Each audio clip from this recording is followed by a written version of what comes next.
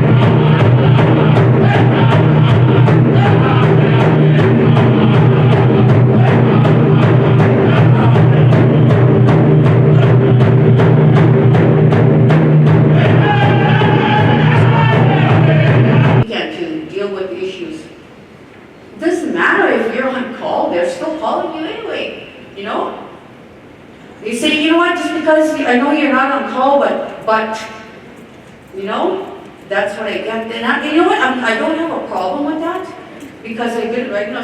Sometimes I'll just refer them back to the person that's on call. Sometimes I try and help the person that's on call resolve the situation. But that's what I'm trying to do, is because everybody's like, if you can't get a hold of so-and-so, or you're going to call so-and-so, you can't get a hold of so-and-so, or if you can't get anything from so-and-so, you go to so-and-so and so-and-so and so-and-so. That's how it works. That's just kind of how our people work. If you can't get anything from me, you're going to go to counselor so-and-so. If you can't get anything from her, you're going to go to the other counselor. But I'm trying to eliminate that. So trying to, you know, I guess, be strategic in how we do our jobs on after hours or weekends. But anyways, it's only from Friday after work to Monday.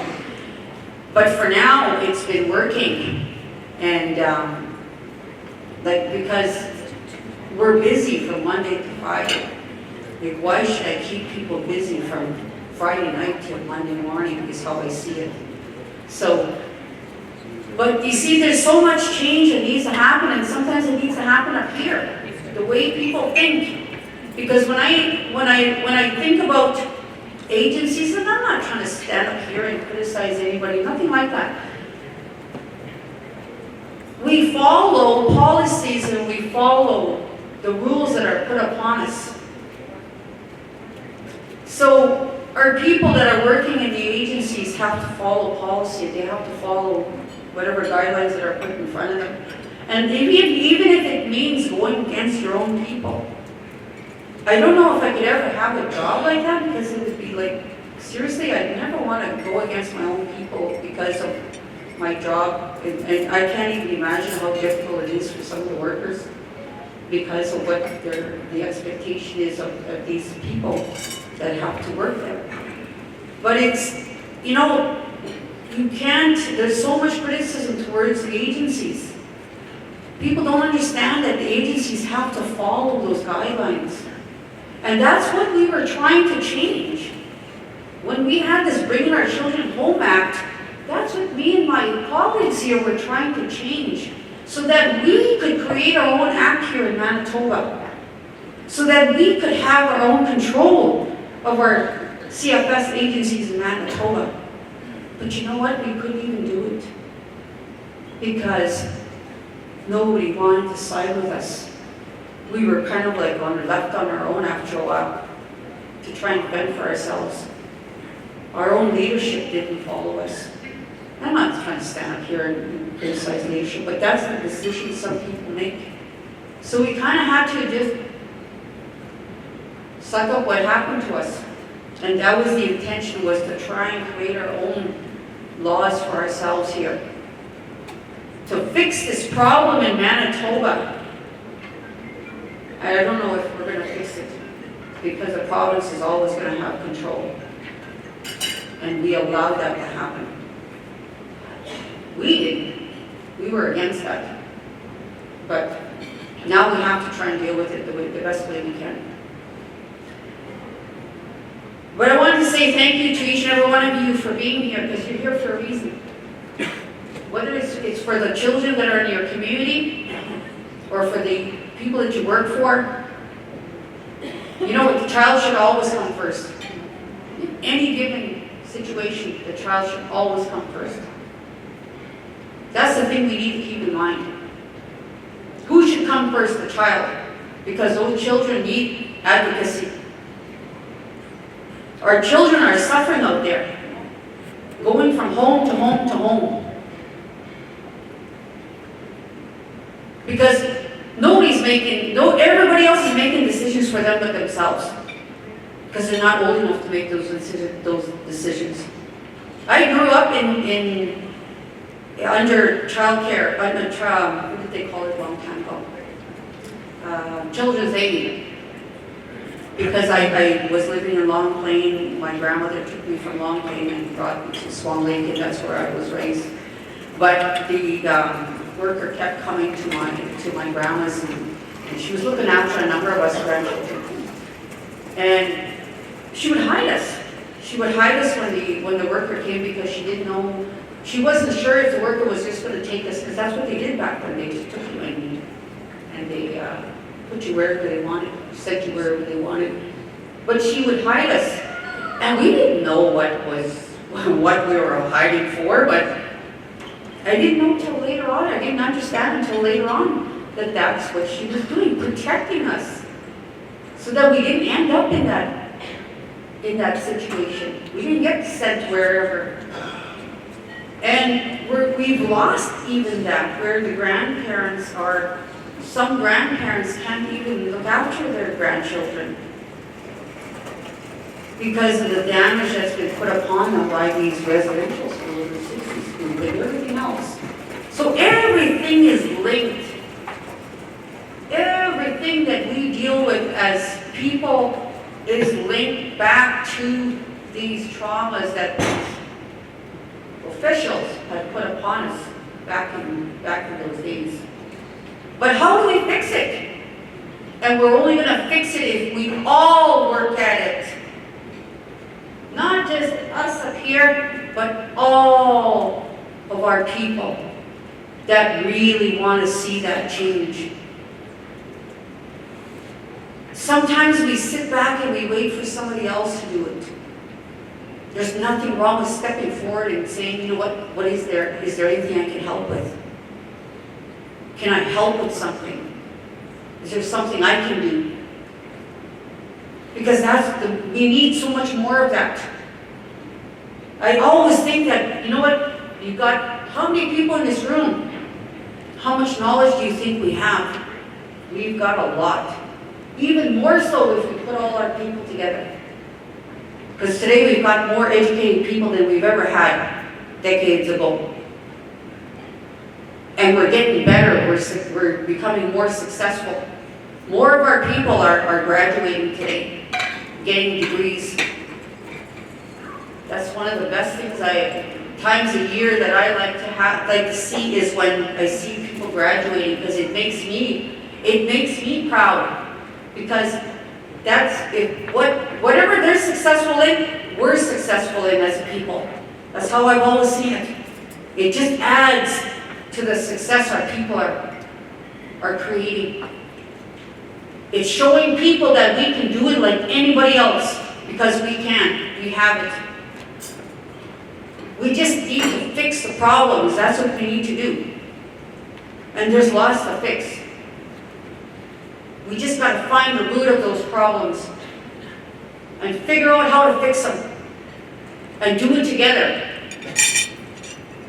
So that's what I want to say today is encourage all of you, work together, get it done, let's do it. Because our people are suffering out there every day, our children are suffering. If we don't do it, we're going to be standing up here again for another 20, 30 years, saying it over and over again. I'm tired of listening to it. We need action, that's what we need. We need things to happen for our people. So I ask you, help us. Help us fix the problem. We know what the problems are. We just got to work at it. That's all we have to do. Don't turn a blind eye to the problem. Let's fix it. Too many times it's easier to turn away and say, you know what, I don't want to be a part of it. Or let somebody else fix it. We can't do that. Look at where we are today. Our children, like there's so many children that are in care. So many children on the streets, in gangs. What's happened to us? Really, what's happened to us? Is this what our ancestors wanted to see? I don't think so. We could grow and we could be successful. We could do so much. Other nationalities can do it. We can do it. And I always say that. How come we're so dependent? How come we can't be successful like everybody else around us? Why are we allowing this to hold us down? Because that's what we're doing. We're allowing it to keep us down. We need to rise up and make it happen. And if our people see it make it happen, they too will want to do the same thing. Lead by example, and they'll follow. I just needed to say that because you know what? Sometimes we need to relay messages to people. And that's my message to you. On behalf of my women, I know I'm proud of our women always sticking together, and we stick together. Ask them. They'll tell you, we stick together. Because our priority is the children and the families. We're mothers, we're grandmothers, we're aunts, we're sisters. And we're also leaders. And even that number is growing, which is really good to see. So, have a good day. Enjoy the next 3 days. On behalf of our women, take whatever you can home and utilize it. It's the best thing you can do from these conferences, so do it.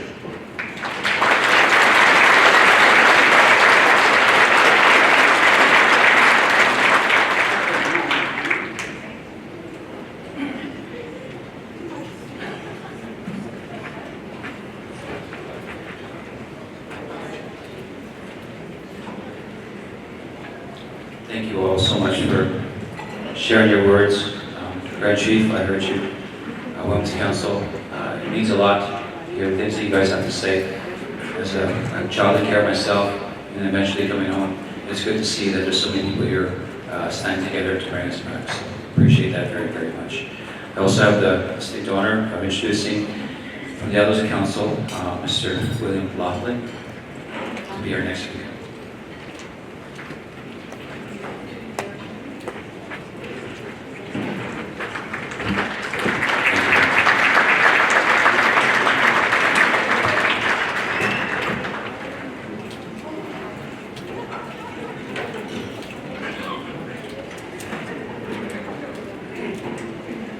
Nancy, I'm chatting now. 우리 기회하던 시기가서 이거 시구나 배우 시기가 배우 무슨 I want to thank the people that did the flag ceremony, singers, and also of course the Grand Chief, and also the Women's Council. I'm honored to be here speaking on behalf of the Council of Elders. As you know, I don't have that wisdom there that God was at. But when it comes to who we are as a people, I've been at this for the last 40 years, dealing with Indian affairs, the government, and all that stuff. And in all those years, I've come to realize that where there is a problem, where there is things that are not happening, you have to go right to where did it begin? Where did it start? It started for the first Prime Minister of Canada. He said, kill Indian in a child. And that's what we're fighting against. It's in the court system, justice system, education system, it's all the government institutions. And we have bureaucrats that are being paid to do this 24/7. And what are we fighting for? What are we fighting at? We're fighting for something down here. We're fighting with the bureaucrats instead of going to the top. The Prime Minister in his office. That's where we're going to resolve this issue. We're not going to resolve it with the bureaucrats and the provincial government and all that. We got to address those words. Kill the Indian child. The threat was made to all Indigenous people of Canada. And no one has taken an argument with that. No one has said anything about it. Where is our leadership? I question that. Why are they saying things like, they weren't saying? We have a national chief that's supposed to be our spokesperson. Can he say anything about it? No, but he's controlled by that almighty dollar, the purse strings. He's not allowed to say things that he really wants to say. And the same with the people that are looking after us. They're controlled by purse strings, money, funding, and all that. So I'm telling you, this is what I've discovered in the last 40 years of being in the political arena. That the government's agenda is not to help us, it's to eliminate us through policy and to control us and to take our children away and to destroy our languages. The power that you want is in your language. And the only way you're going to get anywhere is to start working in a home. So that's where the family is. We have to strengthen the families. And what we're talking about here, bringing our children home. Our children that have been damaged, that have already been in the system. And we want to bring those children back to our homes. What have we got in our homes that we can look after these children, the damaged children that are out there? No, it's not the fault of their own, it's not the fault of the parents and grandparents. It's because the way that the government has worked. The separation of families, the residential schools, the sanatorium systems, and all the government institutions that have been used to separate us from family. So I'm asking you, start looking at your families. Start looking at that concept where we had the support was there. Family support. It started from the great-grandparents, the grandparents, and the parents and all that. And the roles and responsibilities of each relationship tells you, identifies what your role is in our family. And that is what we have to go back to. It's all in our languages. Our language is the key. We have to go back to teaching our language and our ways. I told my friend there, I said that in the morning I get on my knees and I ask the Creator to help me. And he told me, he said, I do the same thing. But the Creator tells me, my son, I have helped you. I gave you all the tools that you need. So don't tell me we can't take the government of Canada on those three words, kill the child. And some people say we have the knowledge and technology and the evidence out there. Why can't we gather all that evidence and shove it down the government's throat and say, look, we are who we are, we know where we come from, we know how we live, we've been here for thousands of years, long before you even had history in Europe. We were here. We didn't come from very straight and all that. I don't hear anybody in Asia speaking my language. Do you? They speak Assiniboine, Laguna, or Cree. Nobody speaks no languages over there. So, you know, it's all a bunch of lies. So what I'm telling you is you have to wipe away all the lies that are being passed on us. We've been brainwashed into believing what the government tells us. But they have the power to control us. They don't have no power. The power that you talk about is here. You are the power, not the government.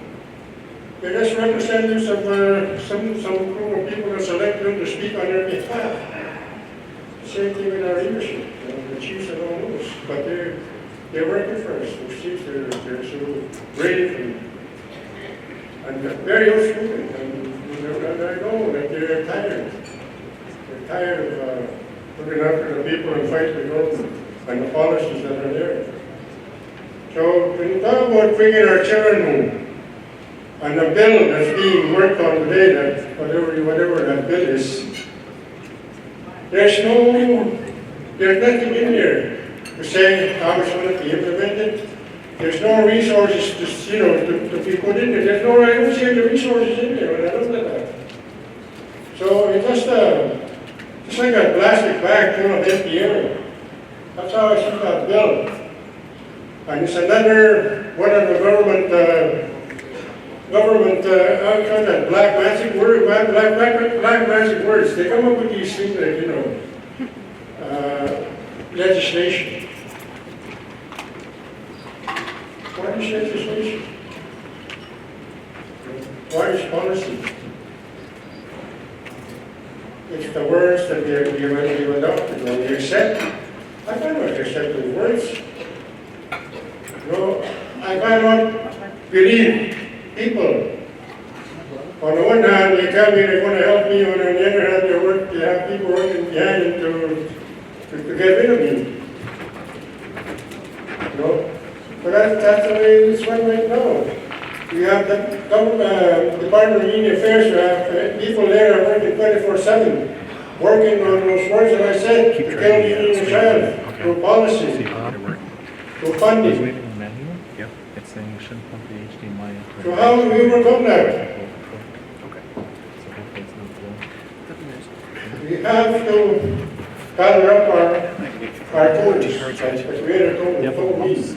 And the other element told me, and I asked the Creator to help me. He said, my son, I'm helping you, I gave you the tools, now go and use those tools. So, I'm not an academic, I didn't graduate from high school. No. But I know my language, I know who I am, I know where I came from, and I know where I'm going to go.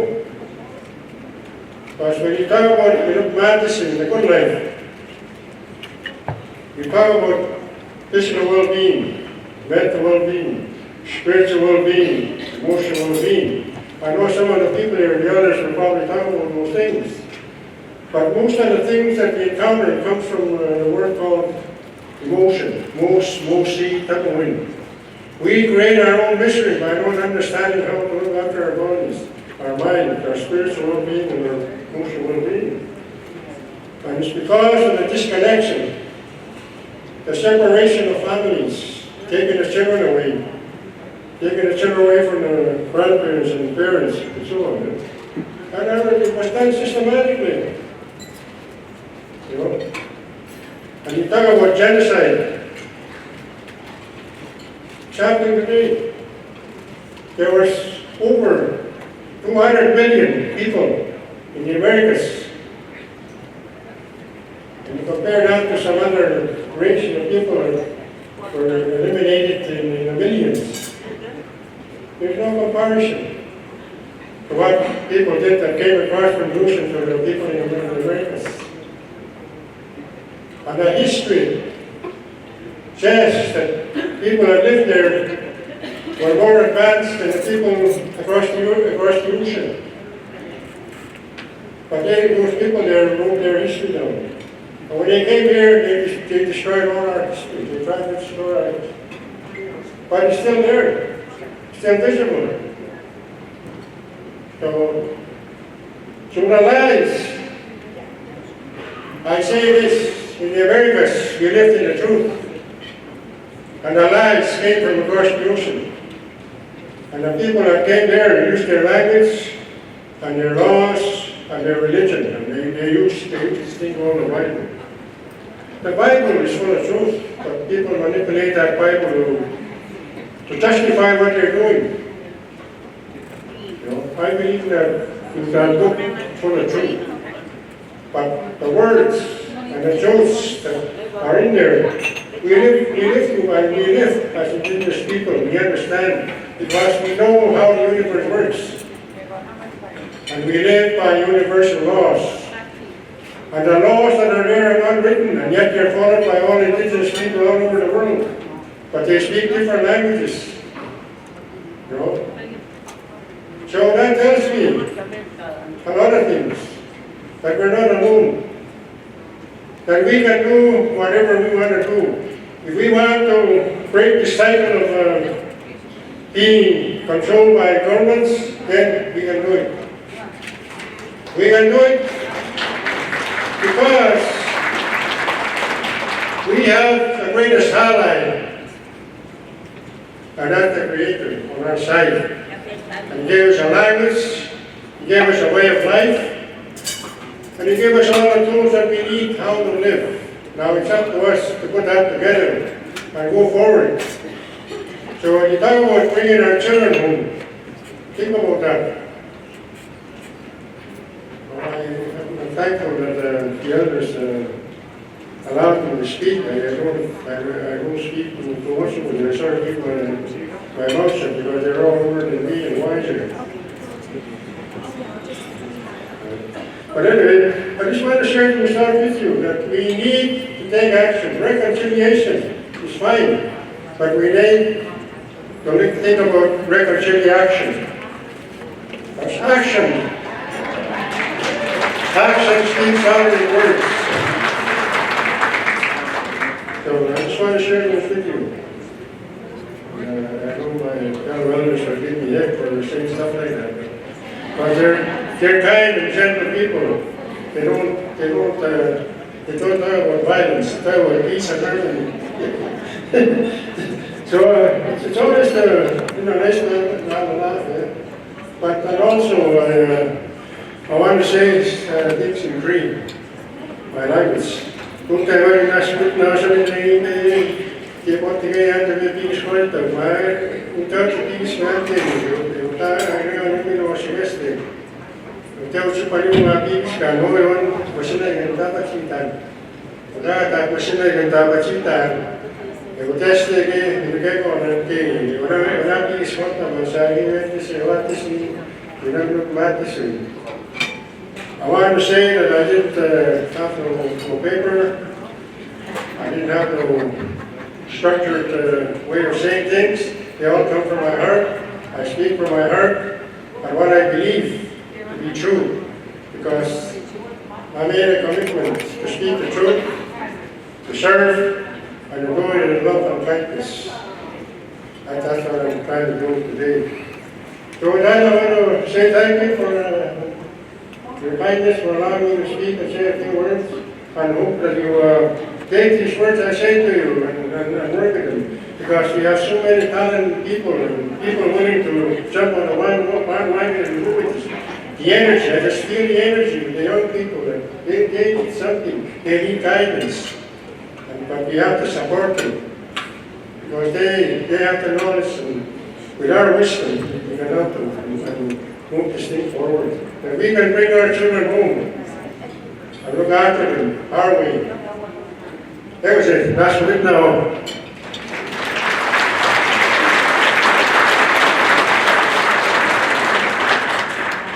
Thank you, William. I think that was amazing. Reconciliation. I like it. That's the word I'm going to remember. I have the distinct honor of also introducing from the the Affiliate Nations. Wow, I actually just got nervous there for a second. First Nations Family Advocate Office. I'd like to introduce Grandmother Mary Karen Swain. Wow. Karen and I go way back. We're good friends. We spent many days on the road to Blood Vein, singing songs at the top of our lungs with music cranked and having a good time. Yeah, I'm nervous because it's Karen, so there we go. Reconciliation. All right, here we go.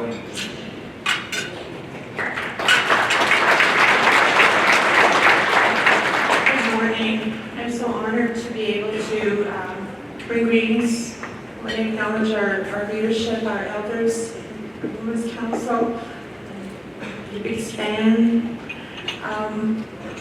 What I'd like to share with you today is from May 2017. There was a gathering of grandmothers and grandfathers that took place to talk about bringing our children home. And what came out of that gathering was the grandmother's statement of action on bringing our children home. So I'd like to read that for you. I also have baby eyes. The gift of creation gifted to women by our Creator, a shared blessing and a responsibility to and for the future of our nations, a responsibility to care for, love, and teach our children and grandchildren. Teachings provided by our Creator and our Mother Earth that can only be taught by our Mother. We, the grandmothers of our nations, honor the gift, blessing, and responsibility of life through our children and grandchildren, and our responsibility to ensure that our life as a people through our children is honored and nurtured. That we honor the laws of our language, culture, ceremonies, and the natural laws of our land that guide our life, a life filled with beauty, responsibilities, and purpose. We, the grandmothers of our people, with the support of the men, will not allow the removal of our children from our families and our nations. We grandmothers will gather the grandmothers of our nations. Through prayer, we will define the actions and process necessary to ensure the safety and well-being of our children. We honor this gift of life and our responsibility for our nations and stand together in unity and in strength with the gifts of language and ceremony provided by our Creator, to take up our role as life-givers, as mothers, aunties, and grandmothers. No external entity shall be allowed to remove our gifts from the shelter and love of our homes and nations. Kishimanatu, we humbly ask for your guidance, your blessing, and your strength.